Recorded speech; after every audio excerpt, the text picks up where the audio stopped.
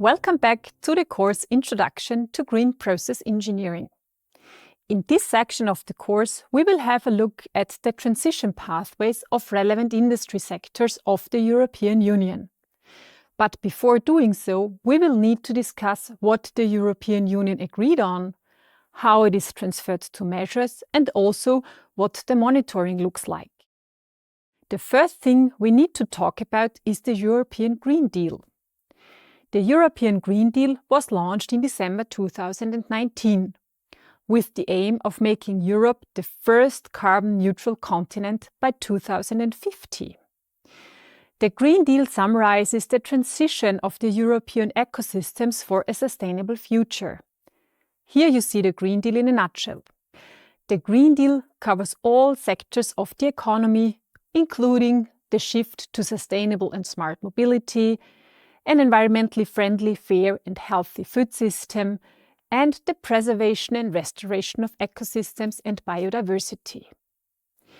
The Green Deal aims for zero pollution to ensure a toxic-free environment, along with increased climate ambitions, clean and secure energy supply, circular economy, and last but not least, building and renovating in energy and resource-efficient way.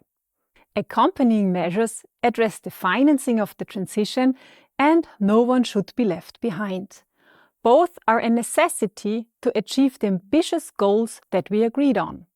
The European Green Deal is, in summary, not only a strategic roadmap towards climate neutrality, but also the most ambitious initiative in the history of the European Union, aiming at reshaping the Europeans' economic landscape through sustainable practices. Is the Green Deal now a law? No, the Green Deal is not a law, but the European Climate Law firmly establishes the goal that is set by the European Green Deal. A binding Union 2030 climate target is a domestic reduction of net greenhouse gas emissions by at least 55% compared to 1990 levels by 2030. Each member state has to transfer the binding goals into national law and actions. The binding goal of a 55% reduction of greenhouse gas emissions was transferred to the Fit for 55 package. The Fit for 55 package of legislation makes all sectors of the EU's economy fit to meet this target. It sets the EU on a path to reach its climate goals in a fair, cost-effective and competitive way. What did the Fit for 55 strategy lead to? Actually, too much has happened to be summarized in a nutshell. You see here a picture of the topics covered in the Fit for 55 package. I would like to point out just a few legislations that have been adopted.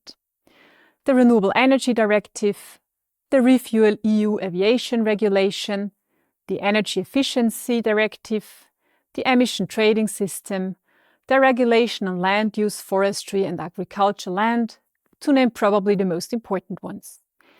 If you want to get more information, you can check the webpage of the European Commission. All of these directives and regulations are backed by clearly defined goals and also an estimation how large the impact on the reduction of greenhouse gas emissions will be is made. Each of the relevant industry sectors are named separately in the respective directives. Based on targets set in the Fit for 55 package, transition pathways for the individual industrial ecosystems were developed. In the following, we will have a closer look at that. We will check what the challenges are and which measures are being taken. The main focus will be on technologies, but which sectors are contained in the transition pathways? You see here the industrial ecosystems that were evaluated by the European Commission. For all these ecosystems, a pathway is either already defined or is under development. You can check the progress for the respective sector on the web pages of the European Commission. The transition path breaks down the climate goals to clear measures for the different ecosystems. In the following videos, we will have a look at the transition of the agri-food, textile and the chemical ecosystem. Additionally, we will have a look at the ETS, which is highly connected to carbon capture, storage and utilization, as well as on polymers and biorefineries, which are tools within the transformation pathway.